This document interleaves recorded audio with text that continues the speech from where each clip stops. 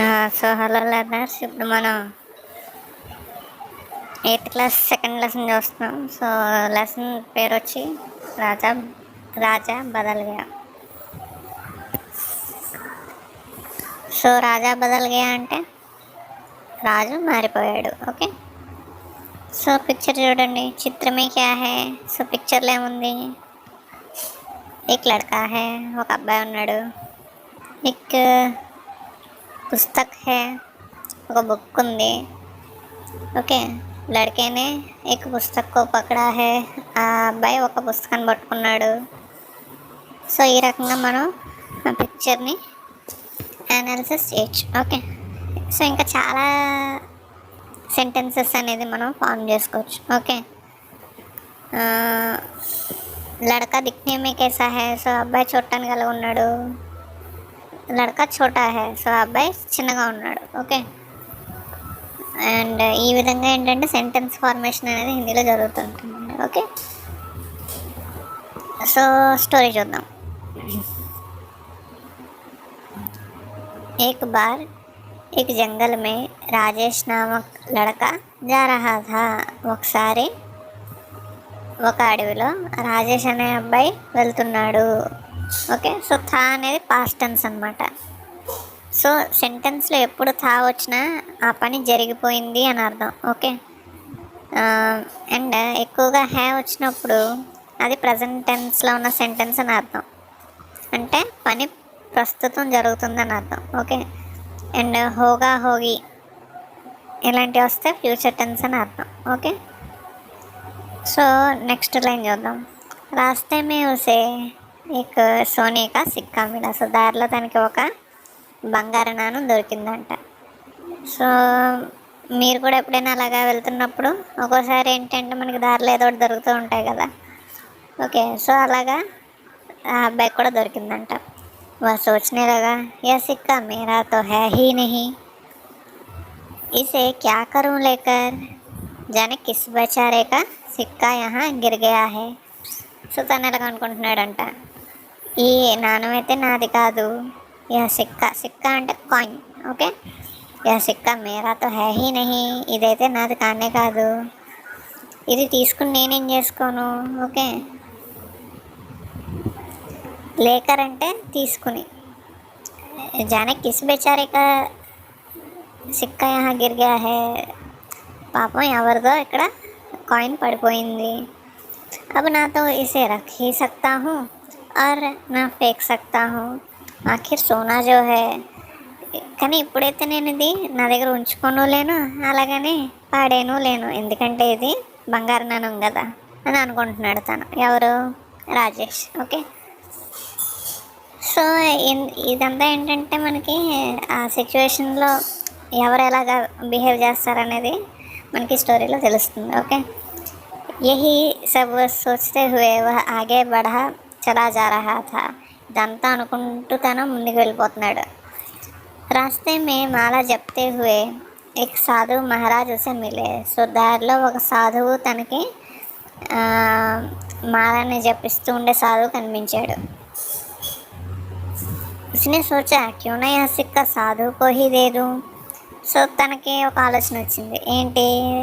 ఆ కాయిన్ తనది కాదు కాబట్టి తన దగ్గర ఉంచుకోలేడు, అలాగని ఊరికే పాడేస్తే అది అవసరం లేని వాళ్ళకి దొరుకుతుంది. దానికంటే ఒక సాధువుకి ఇస్తే తను తీసుకుంటే మంచిదేమో అని తనకు ఒక ఆలోచన వచ్చింది. తర్వాత ఏం చేశాడో చూద్దాం. రాజేష్ నే జబ్ వహ్ సిక్కా సాధు కో దియా तो सोने के सिक्के को देखकर साधु ने आश्चर्य से कहा. రాజేష్ ఎప్పుడైతే కాయిన్ పట్టుకెళ్ళి సాధువుకి ఇచ్చాడో అప్పుడు తను ఆశ్చర్యంగా చూస్తూ ఇలాగ అన్నాడు, బేటా యహ్ సిక్కా హమారే జైసే సాధువు కే లియే నహీ హై. అబ్బాయి, ఇది మాలాంటి సాధువులు తీసుకునే కాయిన్ కాదు. ఇసే తో కిసి గరీబ్ కో దే దో తాకీ వహ అప్నా పేట్ భర్ సకే. ఇది పట్టుకెళ్ళి ఎవరికైనా ఒక పేదవాడికి ఇచ్చే. ఓకే, దే దో అంటే ఇచ్చే. తాకీ వహ అప్నా పేట్ భర్ సకే, తను తన ఆకలిని తీర్చుకుంటాడు. గరీబ్ అంటే పేదవాడు. ఓకే, साधु की बात मानकर राजेश आगे चला तो उसने देखा कि किसी राजा की सेना चली जा रही है. సో సాధువు మాట విని తను కొంచెం ముందుకు వెళ్ళాడంట. సో అక్కడ ఒక రాజు యొక్క సైన్యం వెళ్తుందంట. సో इतनी बड़ी सेना को देखकर वह सोचने लगा कि जरूर कोई बात रही होगी. సో ఇంత పెద్ద సైన్యాన్ని చూసి తను అనుకున్నాడంట, ఏదో ఇక్కడ ఏదో ఒక విషయం ఉంటుంది అని అనుకుంటున్నాడంట. ఓకే, సో జరూర్ బాత్ రహీ హోగి, ఏదో ఒక విషయం ఉంటుంది. ఓకే, సో బాత్ అంటే మాట, కానీ ఇక్కడ సందర్భం బట్టి మీనింగ్ తీసుకోవాలి. ఇక్కడ అర్థం ఏమొస్తుంది అంటే విషయం అని అర్థం వస్తుంది. ఓకే,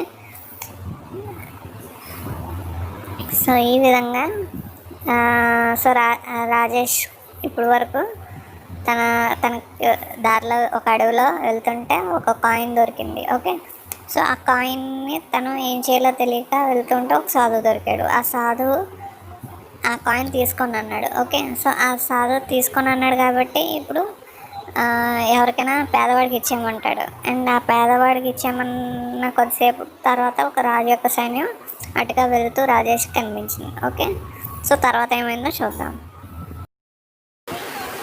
సో జరూర్ కోయి బాత్ రహీ హోగి అంటున్నాడు. తర్వాత జో రాజా అప్నీ సేనా కో లియే జా రహా హై.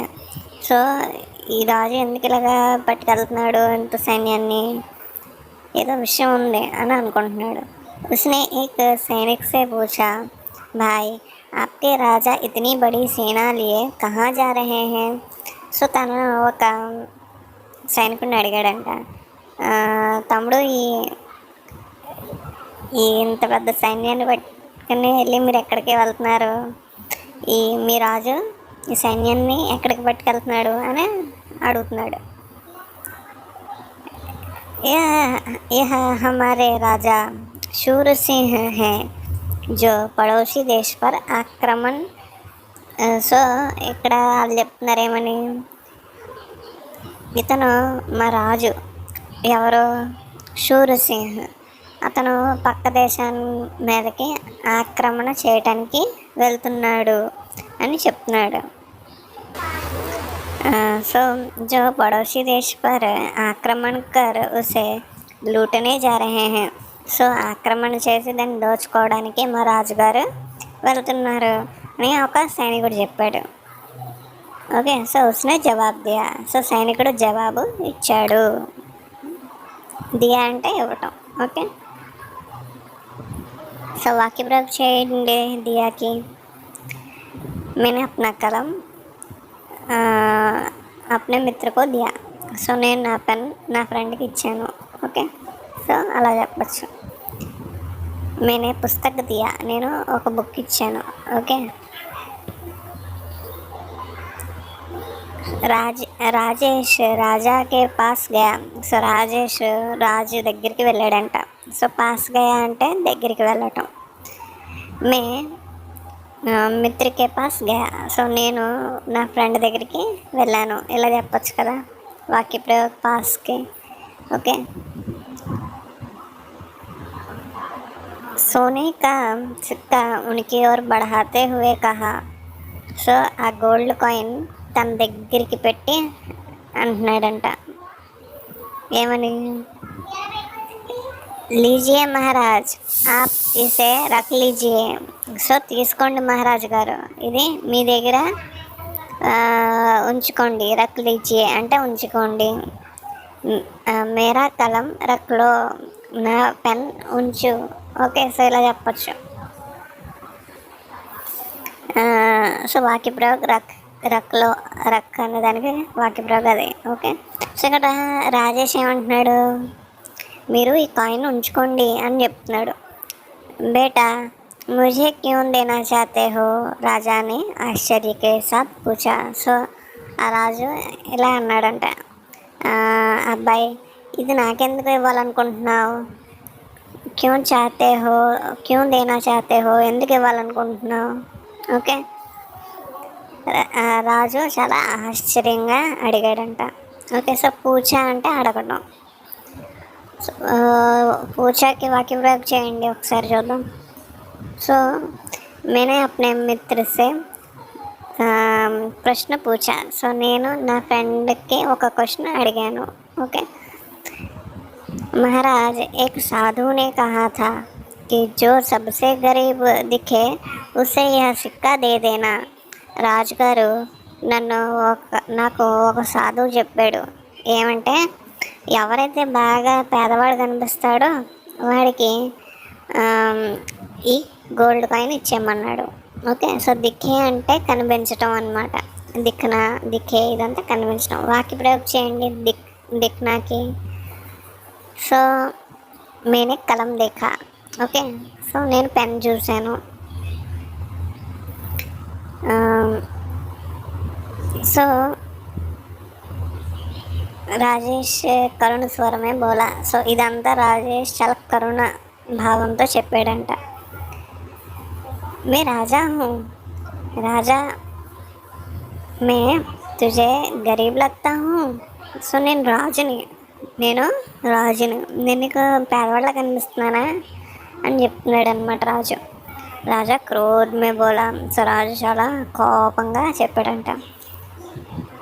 సో లగ్తా హూ అంటే ఇక్కడ అనిపిస్తున్నానా అని అర్థం. Okay. As it is word to word అయితే అనిపిస్తున్నానా, నేను నీకు పేదవాడిగా అనిపిస్తున్నానా అని రాజు అంటున్నాడు. ఓకే. मुझे लगता है कि यह पुस्तक हिंदी का नहीं है. సో వాక్య ప్రయోగం చేస్తున్నాను. ఇది హిందీ బుక్ కాదని నాకు అనిపిస్తుంది. ఓకే. సో లగతా లగన అంతా ఒకటే. ఓకే. సో महाराज यदि आप अमीर होते तो दूसरे देश को लूटने के लिए इतनी बड़ी सेना लेकर क्यों जाते. సో అబ్బాయి అంటున్నాడు అనమాట.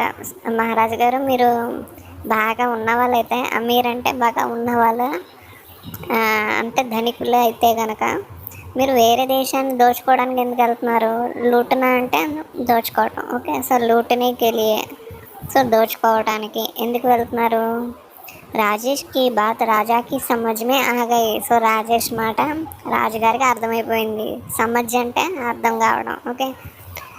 ఆప్కో మేరా పాట్ సమజ్మే ఆయా.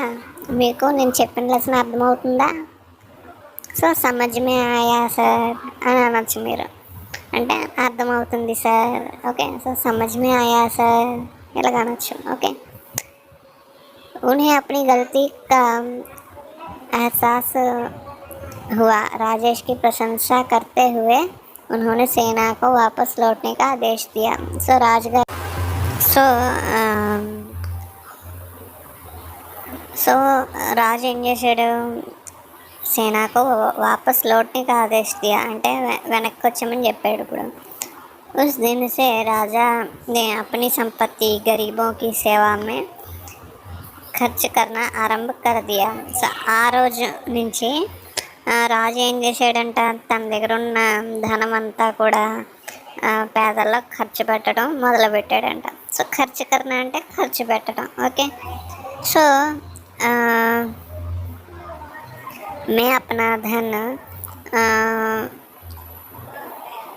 ఖర్చు కర్తా హూ. సో నేను నా ధనాన్ని ఖర్చు పెట్టుకుంటున్నాను. సో ఇలా వాక్య ప్రయోగం చేయొచ్చు.